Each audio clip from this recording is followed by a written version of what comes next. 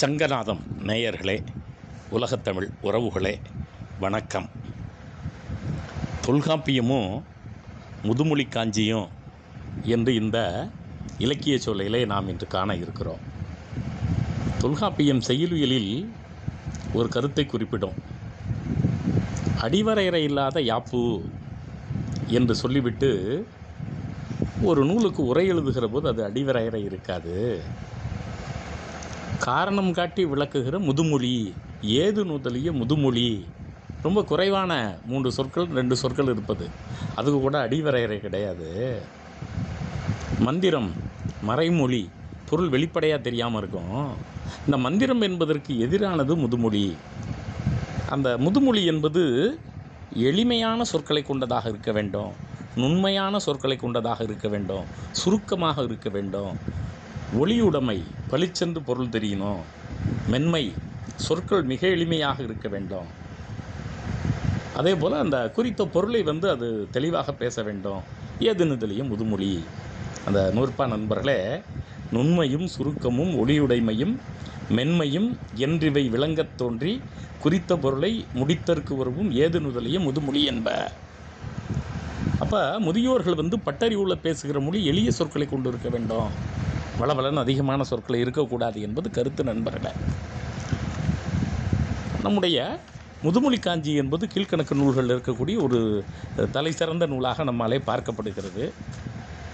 மதுரை கூடலூர் கிழார் என்பவர், இவர் செவ்வியல் காலத்தில் வாழ்ந்தவர், சங்க காலத்தில் வாழ்ந்தவர் இல்லை, சங்க மருவியல் காலத்தில் வாழ்ந்தவர்.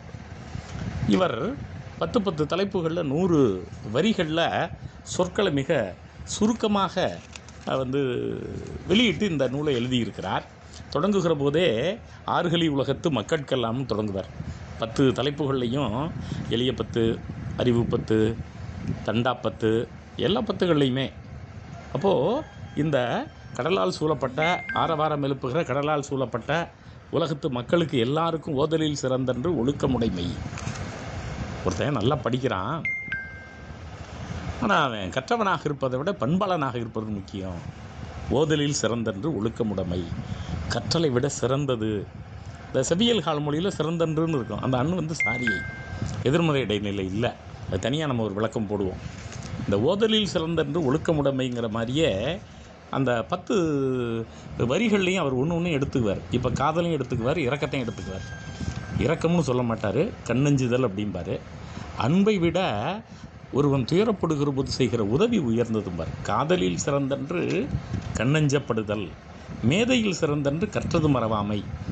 நிறைய படிக்கிறத விட படிக்கிறத மறக்காமல் இருக்கிறது சிறந்தது. வன்மையில் சிறந்தன்று வாய்மையுடைமை. ஒருத்தன் வள்ளலா பொன்னையும் பொருளையும் அள்ளி தருவதை விட அவன் உண்மை பேசுபவனாக இருப்பது அதை விட மேலானது அப்படிங்கிறார். இளமையில் சிறந்தன்று மெய்பினியின்மை. இளமை காலத்தில் எல்லோரும் மகிழ்ச்சியாக தான் இருக்கிறான், ஆனால் நோய் நொடி இல்லாமல், அதான் ஏது நுதலிய, நோய் நொடி இல்லாமல் இருந்தால் தான் இளமை காலம் அவனுக்கு மகிழ்ச்சியுடையதாக இருக்கும்.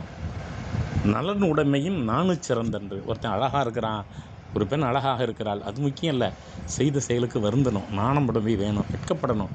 வெட்கம்னா நாணை கோணி இருக்கிறது இல்லை, செய்த தவறுக்கு தயக்கமின்றி மன்னிப்பு கேட்டல். குலன் உடைமையில் கற்பு சிறந்தன்று. என் குடும்பம் அப்படிப்பட்ட குடும்பம், அதெல்லாம் தேவையில்லை. கல்வி கற்றிருக்கிறாயா, கற்பு அப்படின்னா கல்வி. பெண்ணுக்குன்னா வேணால் நம்ம அந்த தன்னுடைய அந்த பத்தினித்தன்மையை கற்ப சொல்லலாம். ஆனால் இங்கே கல்விங்க பொருள் தான். கற்றலில் கற்றாரை வழிபடுதல் சிறந்தன்று.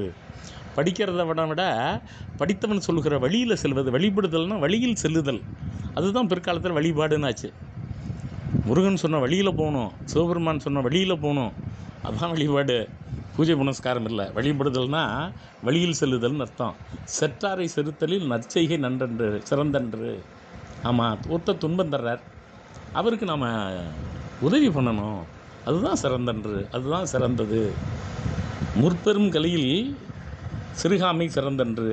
ஒருத்தர் நிறைய பொன்னையும் பொருளையும் சேர்த்து வச்சுருக்கிறத விட அது குறையாமல் பார்த்துக்கிறது அதை விட சிறந்தது அப்படின்னு இந்த சிறந்த 10 அப்படிங்கிற பகுதியில் 10 சிந்தனைகளை ஒப்பிட்டு பேசுகிறார். இதை தான் நம்ம இந்த ஏது நுதலிய அப்படின்னு சொல்கிறோம். ஆமாம், நீ நல்ல குடும்பத்தில் பிறந்திருக்கப்பா, ஆனால் படிப்பு இல்லைன்னா புண்ணியம் இல்லையா? இப்போ காரணத்தை சொல்லி விளக்குவது, ஏது சொல்லி விளக்குவது. படிக்கிறத விடப்பா படிக்கிற வழியில் நடக்கிறது சிறந்தது, அழகை விட வந்து தவறுக்கு வருந்துவது, இப்படி இந்த முதுமொழி காஞ்சி முழுமையும் காரணகாரியத்தோடு நான் முன்னாடியே சொன்னேன். ஒளியுடைமை, நுண்மை, சுருக்கம், இந்த நூல் தான் பிற்கால நீதி நூல்களுக்கு காரணம். நம்ம பிற்காலத்தில் அறஞ்சை விரும்ப அறுவது சினம் அப்படின்னெல்லாம் நம்ம அந்த சின்ன சின்ன நூல்கள் சொல்கிறோமே, அதுக்கெல்லாம் முன்னோடியாக இருப்பது இந்த செவ்வியல் இலக்கியத்தில் நண்பர்களே. இது வந்து கிளாசிக்கல் ஐடியாலஜி லிட்ரேச்சர் என்பார்கள், செங்குறிக்கோள் இலக்கியம். நீங்கள் கிளாசிக்கல் சர்ரியலிசம் இருக்குது, அதை நம்ம வந்து செவ்வியல் காலத்தில் இருக்கிற மீமெய்யியல், செம்மெய்யியல்னு சொல்லலாம். கிளாசிக்கல் காலத்து இமேஜரி இருக்குது, அதை செங்கற்பனைன்னு நம்ம சொல்லலாம். கிளாசிக்கல் லிட்ரேச்சரில் காதல் இருக்குது, செங்காதல்னு சொல்லலாம். கிளாசிக்கல் இலக்கியத்தில் போர் இலக்கியம் இருக்குது, செம்போர் இலக்கியம்னு சொல்லலாம். இது நண்பர்களே விர்ச்சுவல் என சொல்லுகிறார்களே, செவ்வறம் ஒரு மனிதனுக்கு வாழ்வியல் சிந்தனையை தருவது. இந்த வாழ்வியல் சிந்தனை தருகிற செவ்வரத்தை தான் முதுமொழி காஞ்சி என்றார்கள். காஞ்சினா நிலையாமைங்கிற விளக்கத்தை விட வாழ்வியல்ங்கிற விளக்கம் பொருத்தமாக இருக்கிறது.